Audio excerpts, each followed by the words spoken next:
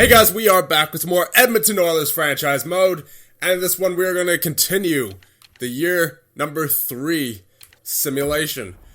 And we have a couple of line changes here. So you'll notice Ryan Nugent-Hopkins now centering the third line. He was struggling a little bit, only 3 assists so far this season in 11 games played. So I decided, let's try to let him run his own line, sort of like how McDavid, McDavid has help now, so they're not necessarily running the lines themselves, but I feel like maybe switch things up a little bit for Nuge, put him in his natural position. He might do better with Ratty and Larson, and Sam Gagner is taking his spot on the second line. Now, as for the penalty kill, which was also an issue, I believe it's at 67% right now. Nuge is also on the penalty kill. So that'll give him some more time so that he doesn't miss out on any ice time from not being on the second line. And then there's also, we flipped Barry and Adam Larson. Because before it was Barry and Nurse and then Larson and Klefbom. Now it's Larson and Nurse, Klefbom and Barry. And then same thing for the 3-man penalty kill. Nuge is on there. Barry was flipped with Larson. So we'll see what those changes do for this team in the simulation. And obviously the first line was good, so we're not going to touch it. And, if those changes work, then we'll be a lot better. I did look around the league for possible trades to make, and there was just no one on the market that was available. And the guys that I were interested in were a little too much to trade for, especially with our current lack of extra assets. We don't have too much extra assets. One thing that we really need to do in this upcoming draft is get some late round gems. So let's actually take a look at the draft class just to make sure that there's some of those. So it looks like there's a franchise potential going first overall this year. Yuri Vorobyev of Russia. A+, A+, what a beast. 6'3" as well. My goodness. Let's sort by potential. And do we have any medium elites going late? Not as of yet. So I'm hoping that our scouts could do their jobs like they're supposed to. And then we can go ahead and go into the simulation. We'll go for another 2 weeks to see how these lines work. And if we win more games than we lose, then we'll keep going. Well, we didn't win more games than we lost. So we are now 8-9-1. 2 solid wins there against Washington, but then a loss. They progressively got worse. 2-0 loss against Carolina, 3-2 loss against Columbus, 5-2 loss against the Montreal Canadiens, and a 6-2 loss against the Winnipeg Jets. And then a 4-1 win against Detroit to end off the simulation for that part of it. But clearly still not something working here. Maybe it's just that we need to find consistency. Maybe it's just that the lines need to gel together, and that very well could be it. It's possible, but it seems like only that first line is going right now. So let's check out the lines once again, see what everyone's doing. Dzingel, 2 goals, 6 assists. McDavid, over a point per game. That's good. Marner, close to a point per game. Good. Puljujarvi, he's kind of slowed down. He really slowed down by getting Nuge off his line. Oh my god. Oh man, Draisaitl. Ooh, 6 points for Draisaitl in how many? 18 games? Yikes.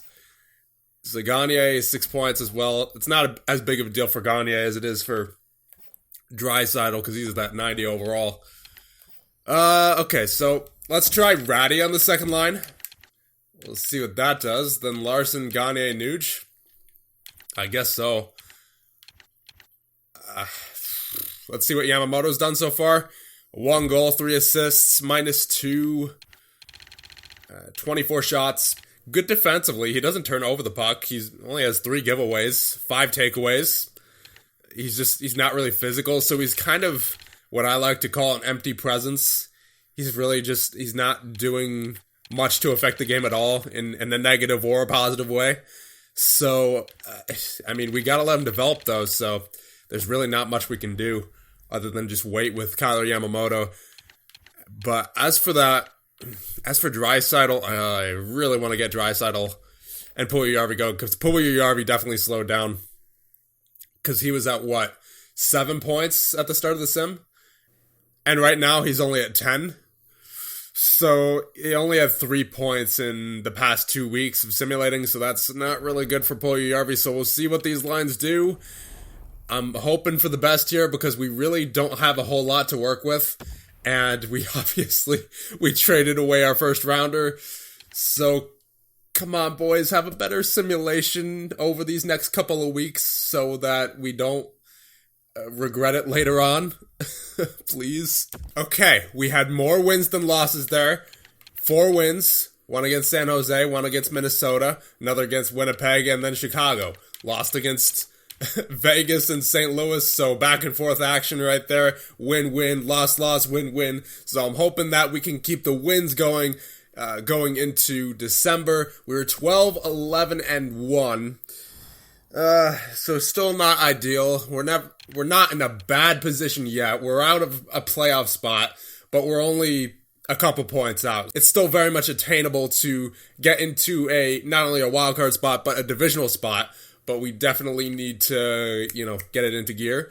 So McDavid's been fine. It's definitely not the first line that's killing us here. I would say it's our depth. It's probably Draisaitl. Draisaitl has not been good so far this year. Let's see, Ratty so far, he had 1 goal in that stretch. Draisaitl, 11 points. Okay, so Draisaitl had 6 before. So that's 5 points in the last 2 weeks. Not too bad. Puljujarvi, he had 10 points before. Now he's at 14. Okay, so Puljujarvi and Draisaitl working a little bit better with Ty Ratty. Unfortunately, Ty Ratty's not working better as far as his point scoring goes, but, whatever gets these two going, that's what we have to roll with. And Larson, Nuge, Gagne. Let's see these guys. Gagne with 7 points. Nuge with 8. Oh, that's rough. How many do you have before? He had 3 to start this episode, so that's 5 points in the last month. Ooh, that's a bit rough. I would imagine that the power play line with Draisaitl and Puljujarvi is probably hurting. Actually, are they on the same power play? No. Puljujarvi's with McDavid and Marner. Okay, so, speaking of which, though, we are going to check out the special teams because I am curious to see mainly how the penalty kill is doing, how it improved, okay. Gotta plug in my controller. That's never happened in the middle of a recording. Alright, let's turn this back on. There you go. Okay. Anyway, let's check out where we were with the penalty kill, and really just everything with team stats. So we're actually first in goals for, 2.71. And goals against per game, we're actually second in our division with a 2.54. So it's clearly, we're working well as a team. Are we just getting unlucky? Is that it? Our power play's been a little bit worse as of recent, 16.4, so we might be able to change that up a bit. It was at 19%, I think, before. Penalty kill, okay, the penalty kill's gotten better as of when we last checked. The penalty kill was at a 68 or 67, I think, at last check, so that's gotten a little bit better. I think we let in, 9 power play goals? Yeah, so that's only 4 power play goals that we've let in the past month, so the penalty kill's been fine. But we might want to change up that power play, and I guess other than the power play, we might just be unlucky, to be honest, because there's nothing in the team stats that says otherwise. And McDavid, the first line's been going. We really just need Draisaitl and Puljujarvi to pick it up a little bit more, and then we should be fine, to be honest. Let's check out our defensive core. Let's see how I'm mainly interested to see how Barry's doing. Oh yeah, he's doing fine. He's at a 0.5 points per game ratio. At this point scoring pace, he'll have 40 points by the end of the season, so that's a reasonable amount. Okay, so let's change up the power play a bit. McDavid, he's doing fine. Marner's doing fine. Puljujarvi, how many power play points does Puljujarvi have? He only has 2.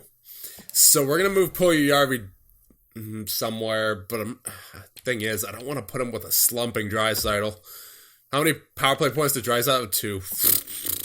Maybe I should put Draisaitl with McDavid and Marner. Maybe that's what gets him going. How many power play points does Nuge have? 1. Yeah, that second line power play is probably hurting. Ooh, yeah. 1 power play point for Ryan Dzingel. Let's see, Bouchard. 0. Yikes. Darnell Nurse. 1. Yikes. That unit has produced a total, I think, of 2 goals on the power play. One of them by Draisaitl, and then I don't even know who got the other one because everyone else just has assists. Yeah, so we're going to change up that power play unit, specifically the second line power play. So we're going to get Draisaitl up here on the first line, anything to get him going at this point. And I'm going to try Puljujärvi on the right and then Dzingel on the left. Do I want Dzingel on here? Yeah, he's been doing fine with point scoring. How many power play points do you have again? 1? Yeah.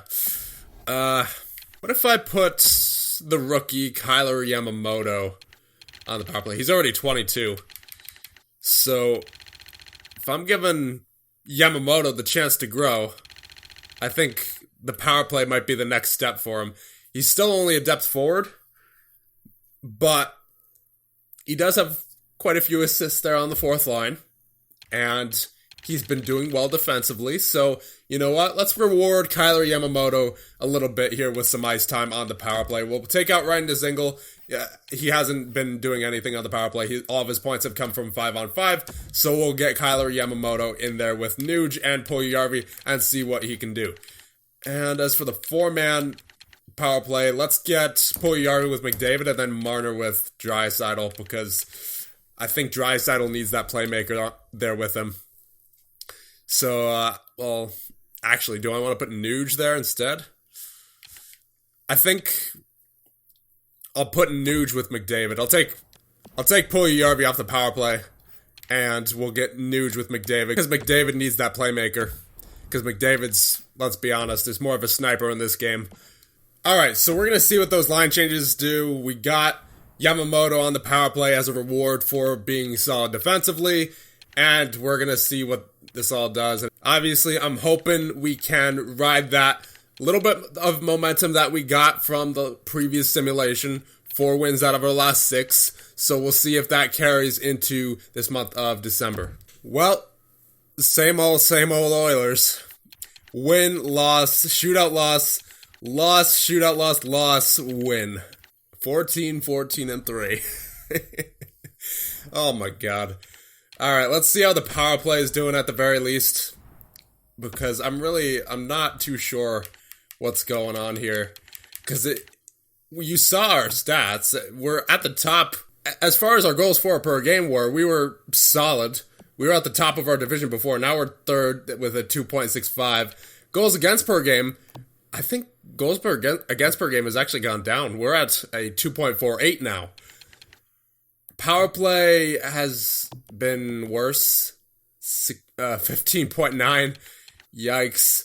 Penalty kill up to a 79.7 now. It's getting better. The penalty kill is definitely getting better.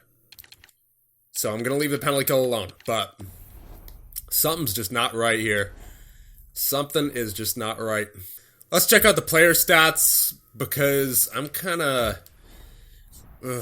debating on whether to shake up the 5-on-5 lines or not. But I don't want to shake up the first line on the 5-on-5 because McDavid and Marner have been just clicking. And Dzingel, 20 points. Most of those points have come from 5-on-5 with McDavid and Marner, I would imagine, so I'm not touching that first line. Puljujärvi, 16 points, 2 power play points.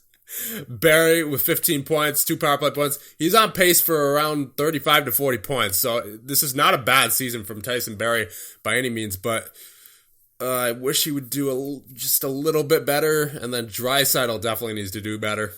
Draisaitl, only 13 points so far. Yikes. Johan Larsson with 12. He's slowed down for sure. That makes sense. He's a 79 overall. Kara with 10.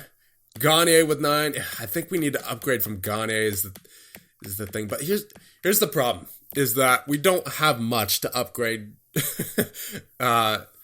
from Gagne, you know? We don't have much trade value other than our rookies who we want to hold on to. Or maybe upgrade Ratty, someone like that. Yeah, I mean, maybe you upgrade both of them. Because Ratty only has 8 points right now. Gagne has 9. Nuge only has 9. Oh, this team. I'm going to switch Nurse and Clefbaum on the power play.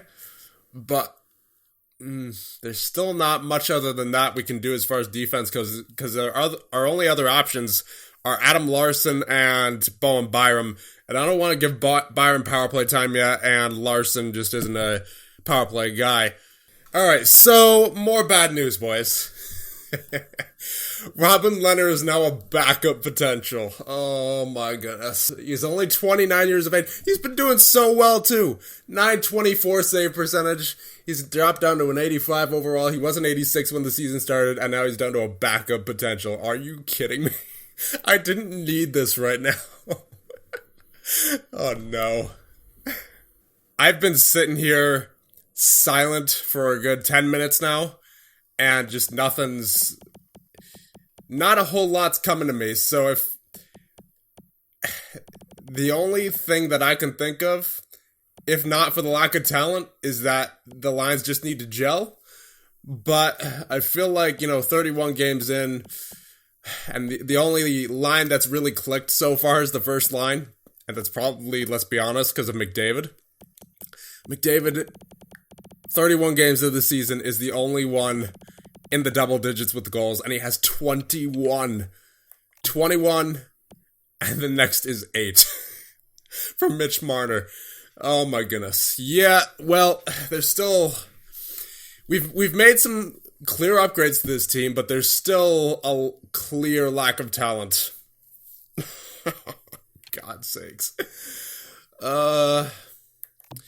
Okay, let's go into this a little bit more here. Shots, McDavid with 120, because he just does everything.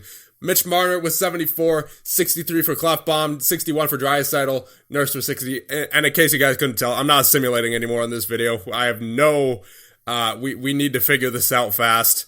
Because we're already 31 games in. We traded our first round pick and just... It's not good, man. It's not good. I thought this team could do it. I seriously thought this team could do it. And I still think it could do it if the right changes are made. But right now, we're in the middle of Nowheresville, and it's not good. It's not good at all. McDavid, the highest shooting percentage, 17.5 on 120. The man's an animal. Power play points. I mean, just, this probably tells the whole story right here. 31 games in. Marner and then McDavid with 9 and 8 points, but then Draisaitl with 3, Barry with 2, Clefbaum with 2, Puljujarvi with 2, Dzingel, Nuge, Nurse, Maroon, all with 1. Yikes. McDavid and Marner have 9 of our 11 power play goals. Yikes. Yikes. Yikes. Yikes. Maybe we separate them? I don't know, but I feel like they're feeding off each other, you know? And I don't want to destroy the one good thing we have going for us. Draisaitl, good face-off percentage at least, 56%. 55.6 for McDavid.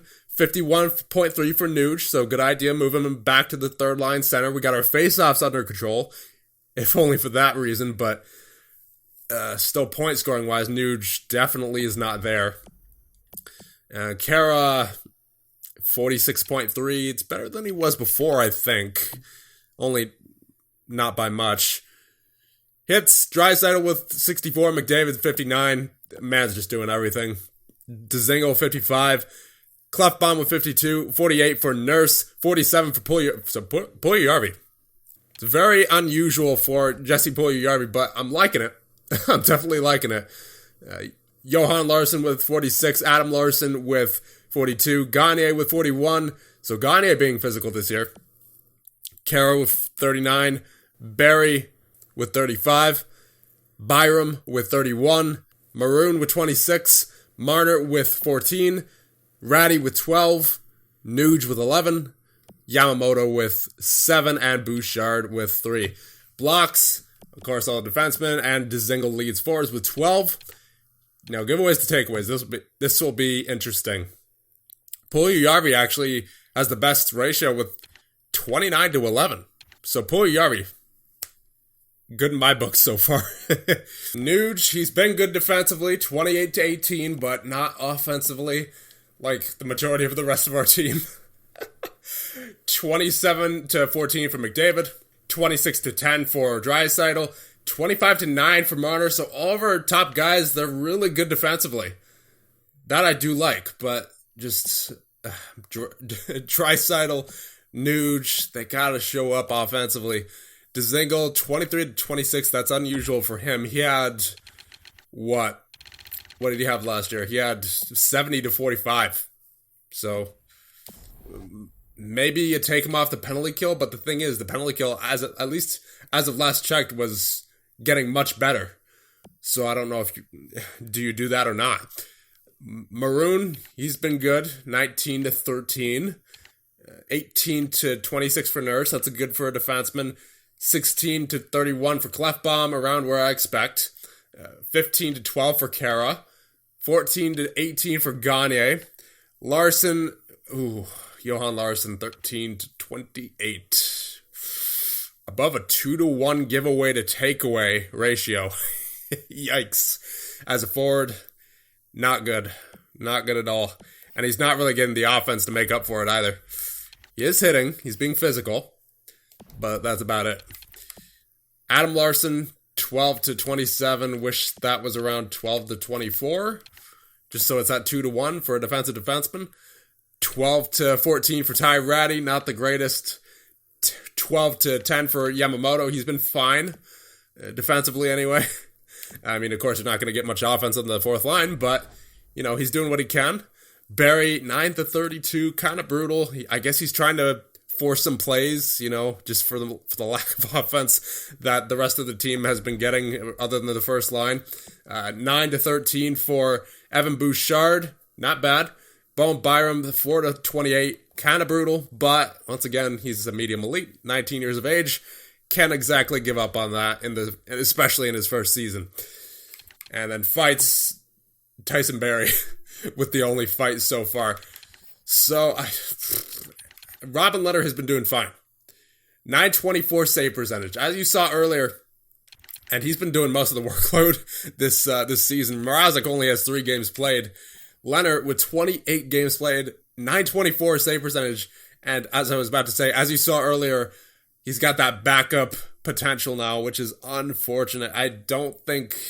I haven't seen that kind of potential drop out of a goaltender in a while. Usually, they wait until they're 31, 32 to start dropping in potential, but Lehner at 29 to a backup potential goaltender when he's performing with these kinds of numbers. Yeah, jeez. So that's it for the NHL team. Let's check the AHL, see how Skinner and our 2 skaters are doing. So Skinner with a 908 in 12 games. Now remember, he did have that long-term injury. He just came back at the start of November, I believe it was. And as far as our forwards go, McLeod and Wisniewski has 15 and McLeod has 20. So both of them doing pretty well down there so far in the AHL. Looking forward to Nikita Wisniewski especially. Now, let's just go into the team stats one more time for the NHL team because the power play is unfortunate right now. So I'll just show you guys this one more time. We are currently 3rd in our division for goals for per game. Goals against per game, we are 2nd with a 2.48. At power play, we are 5th, the 15.9. And then the penalty kill, 79.7, 3rd in our division. But remember, that was at below a 68, I think it was, before this episode started. So I don't think it's the penalty kill. And it shows in our goals against per game. That's gone down since the episode started. It's definitely our depth scoring. And there's not really anything new with that for the Edmonton Oilers, to be honest. I thought it'd be different this year, but Nuge, Draisaitl, all those guys are just struggling right now, unfortunately. They're having a heck of a slump. So we're going to have to find a way to get them out of it. And there's really, unfortunately, not much trade value that we have to work with. Because we traded our first round pick to get Tyson Barrie. Because once again, I thought this team was going to be able to do it with Tyson Barrie. But no, we're just, as I said, we're in the middle of Nowheresville right now. McDavid, we're keeping without a doubt. Draisaitl, keeping as far as I know. I mean, he's a solid player. He is. We just need to figure out how to get him going. What's going to make him click? And we've seen him do that before. He's just, this season has been brutal for Leon Draisaitl for whatever reason. Mitch Marner, he's having a fantastic season as well. He's not going anywhere. He's only 23 years of age as well. Puljujarvi, 87 overall, 22 years of age. He's still clearly got a future on this team, but he does need to pick up the pace a little bit now, especially he's a regular on our top six. Tyson Barrie, I wish he'd be doing a bit better, maybe 3 or 4 more points at this time of year, and that'd be a good pace for, 40 points. But, he's obviously taking more chances because he's giving away the puck a lot compared to what he should be. He's already got 32 giveaways compared to 9 takeaways, so he's clearly, just trying to produce more offense, but maybe his teammates just aren't finishing other than the first line. And then Nuge, he's in a slump. Same thing for Draisaitl. Clefbaum, only 8 points so far for him in 31 games. Nurse with 8 points in 31 games as well. Adam Larson, he's not going to be getting points. But oddly enough, Adam Larson has the same amount of points as Nuge. Yikes. It's bad when Adam Larson has the same amount of points as you. Ooh. Ryan DeZingle with 20 points. He's working fine on that first line. Gagne with 9 points as well. Again, same amount of points as Adam Larson. It just looks a little bit worse on Nuge than it does on Gagne. And then Byram, not trading. Bouchard, not trading. Ratty, he has less points than Adam Larson. 8 points in 31 games. Yikes. This team, yeah. I mean, you have so many guys who are underachieving from what they did last year. Ratty had, almost 40 points last year? No, he had 50 points last year. 52 points. 52 points for Ty Ratty. Only 8 so far this year in 31 games. What is going on? Ethan Bear, this guy might be someone who we trade. Because he's been sitting on the bench all year. And, we obviously have our defensive core, our young guys on our defensive core set now with Byram and Bouchard. So, do we trade Ethan Bear? Maybe as an addition to whatever package we're going to be trading if we do make a trade? That might be an idea. Patrick Maroon. I mean, he's a fourth liner, 9 points. Kara, once again, a fourth liner, 10 points. More points than Nuge. Yikes. Johan Larsson, 12 points. The majority of those, keep in mind, were from the beginning of the season. Kyler Yamamoto with 8. He's a 78 overall. You can't really expect much, and then everyone else is in the AHL. So, I mean, that's what I'm talking about. There's not a whole lot that we can really give up in a trade. And, I don't know. Was the Barrie trade kind of premature? I liked it at the time, for sure, because I thought that this team could do it, just based off, Ratty had a 50-point season, Gagne had close to, I think, a 40-point season last year, Draisaitl, McDavid. We had everything that we needed last year besides an offensive defenseman. But now that we have the offensive defenseman, it's like, it's gone back to being the McDavid show. Nothing but the McDavid show. And Robin Lehner, of course, with that 924 save percentage, and Mitch Marner. So basically the first line and Robin Lehner is what has been winning us games. If it wasn't for the first line, we would definitely be in last right now. Let me know what we should do. I'll go through the trade block here once, just so you guys can see who is available. But there really, actually, last time I looked, there really is not too many guys available. So we'll go by overall here. Anaheim, Kessler, and Rowney, no thank you. Arizona, no. Not taking Grabner. Boston, Zaboral, no. Buffalo, no. Calgary, I mean, they have a bunch of veterans up for sale, but no, because, I mean, if anyone here, I'd take Backlund, but Backlund's on a 4-year deal. Yeah, no. Nope. Carolina, no one. Chicago, Taser, but 10.5, kind of expensive for the next 3 years. Landy, we don't even have that kind of trade value to trade for Landy, even if we wanted to, so that's going to have to be a no for me. Dallas, there's not really anybody. I mean, there's prospects here, obviously, so for going the route of, trading for prospects, then that's, I guess, okay, that's a possibility, but no one for the NHL here. Smith, no.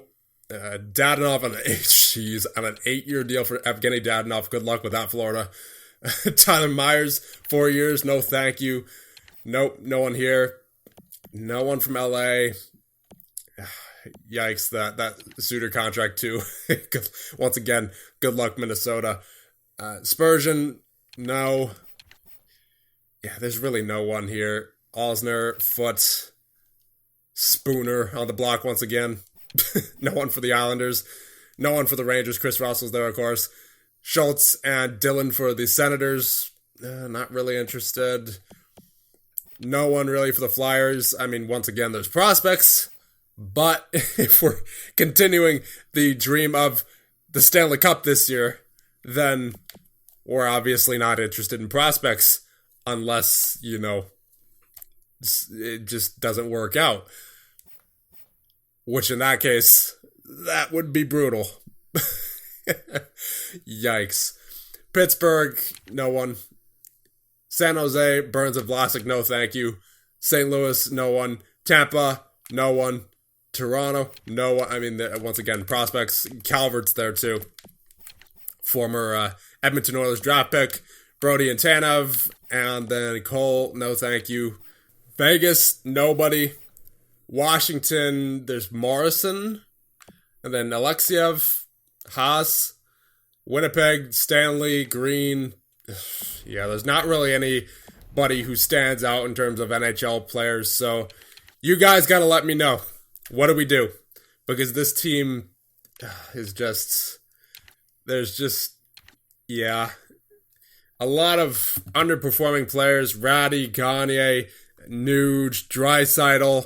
All those guys are slumping right now. So let me know, and I'll see you guys in the next one when we hopefully figure this mess out.